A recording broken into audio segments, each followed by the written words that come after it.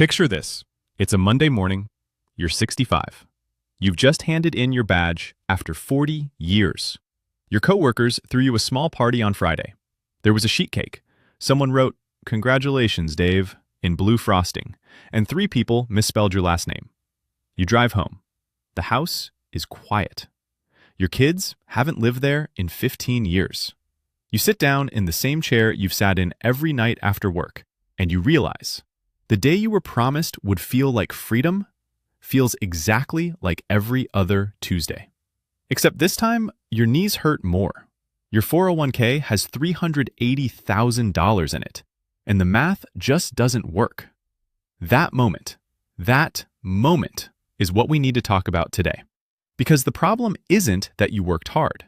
The problem is that someone sold you a finish line. And nobody told you the track was designed to wear you out before you got there. Make sure to hit that subscribe button and give this video a thumbs up if this helps you out. My name is Sam, and I spend way too much time thinking about the systems that quietly govern your financial life, so you don't have to. Let me give you 3 numbers back to back, and I want you to sit with each one. Number 1. The median American worker has approximately $955 saved in defined contribution retirement plans. Not $955,000, $955. That's a used iPhone and a weekend in Nashville. That is the retirement cushion of the median American worker right now in 2026. Number 2. 58.5% of Americans between the ages of 60 and 79 say their single biggest financial regret is that they didn't save more. More than half. Not, "I wish I'd taken more vacations." Not, "I wish I'd bought that beach house." The number one regret, by a wide margin, is, "I wish I had saved more money earlier." Number 3, and this one stopped me cold when I read it. People who retire at 65 on the traditional model show a 60% increase in the probability of developing a new clinical physical condition within the first few years of retirement. A study from the NBER documented this. The Institute of Economic Affairs found that retirement increases the likelihood of clinical depression by 40%. 40%! So the system told you, work until 65, then rest and enjoy your life. And the data says, by the time you get there, the life you were saving for is biologically harder to live. Here's the reframe I need you to internalize before we go any further. You are not just losing money by waiting. You are losing time. And unlike money, time doesn't compound in your favor. It compounds against you. I call this ghost time. The invisible debt of years lived under someone else's schedule, waiting for a permission slip to start living your actual life. Think about what you are made of at 45. Your energy, your cognition, your physical capacity, your ability to travel without needing a knee replacement every other trip. Now compare that to what you're working with at 68, after 40 years of stress, sleep deprivation, and the psychological weight of trading your autonomy for a paycheck. The ghost time isn't romantic.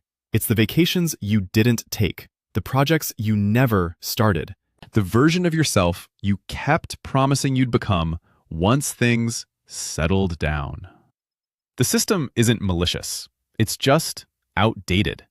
The 40-year work model was designed for a post-World War II economy, for factory workers, for a world where 65 meant you'd be lucky to see 70. The Social Security Administration set 65 as the retirement age in an era when male life expectancy was already close to that number. The system wasn't built to give you freedom. It was built to give you just enough to stop working before you died. Now, let me show you the exit. In the 1990s, a couple named Vicki Robin and Joe Dominguez wrote a book called Your Money or Your Life. Then a movement quietly grew from that seed.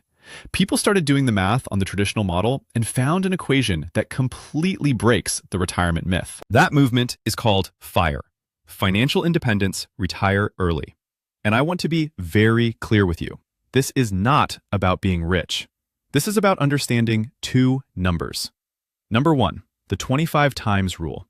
Take your annual living expenses and multiply them by 25. That is your FIRE number, the amount of invested assets you need to never require a paycheck again. If you spend $48,000 a year, your number is $1.2 million. If you spend $40,000 a year, your number is $1 million. That's your target. Number 2, the 4% rule. This comes from the Trinity study, a 1998 analysis from Trinity University that examined decades of market data. The conclusion? If you withdraw 4% of your portfolio per year, your money will statistically outlive you across a 30-year retirement, even through recessions and crashes. The math has been tested. It holds. This isn't a hack. It isn't a loophole. It's math that has existed for 30 years that nobody put on a billboard next to the highway. Let's do the math. I'm going to show you 3 people. They're all Americans. They all earn roughly the same income. They all invest exactly $500 a month into a broad market index fund, the S&P 500, which has returned an average of approximately 10% per year historically. The only thing that's different is when they start. Alex starts at 25, just $500 a month, no magic, no bonus, no inheritance.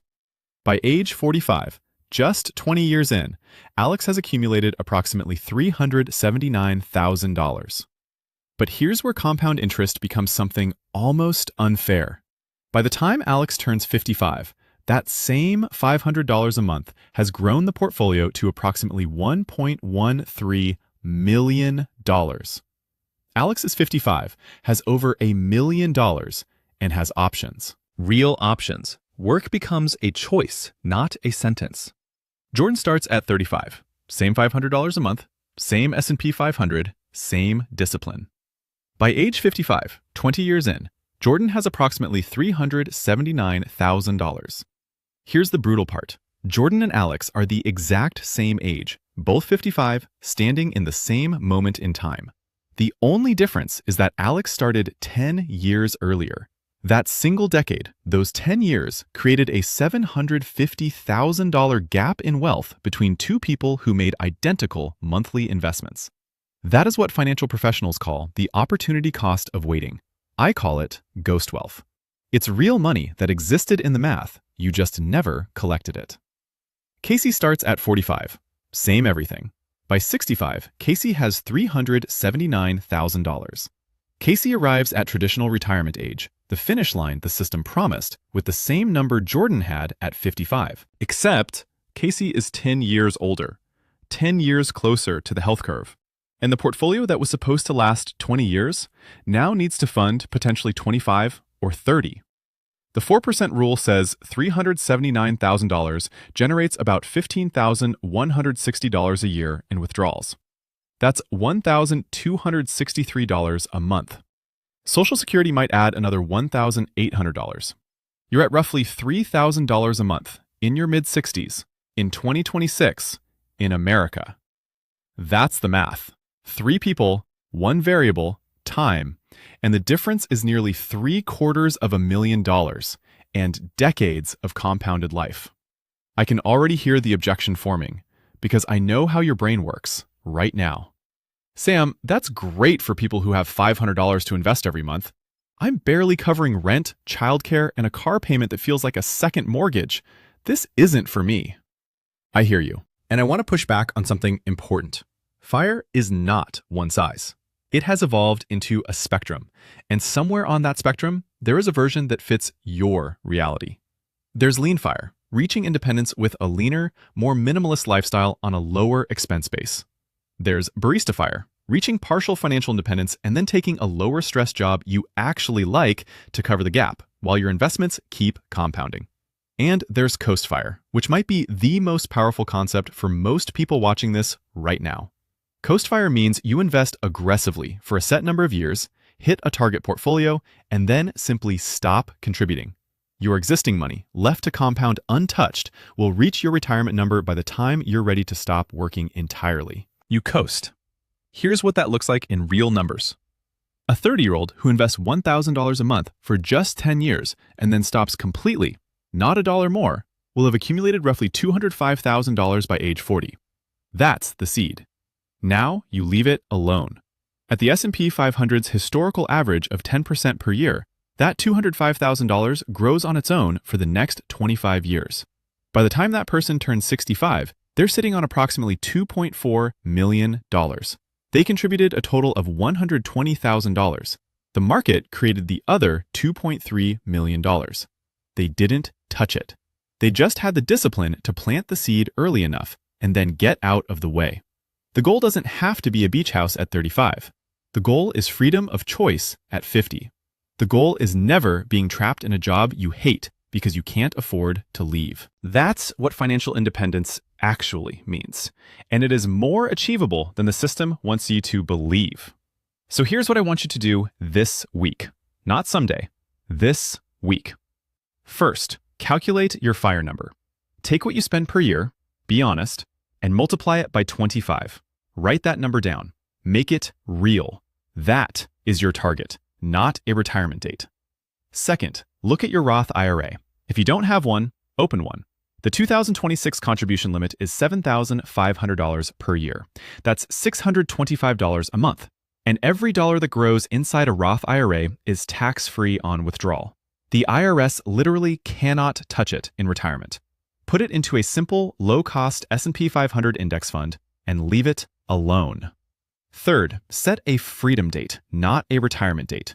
Pick an age. Make it a goal, not a fantasy. 50, 52, 55. Put it in your calendar with the words financially free by this date, and then work the math backwards to figure out what monthly investment gets you there. The retirement myth is this, that 65 is when your real life begins. The data says otherwise. The math says otherwise. The research on physical and cognitive health says otherwise. Your real life doesn't begin when you stop working. It begins the moment you stop having to. If this video helped you see your finances differently, smash that like button and subscribe for more content that challenges how you think about money. I'll see you in the next one.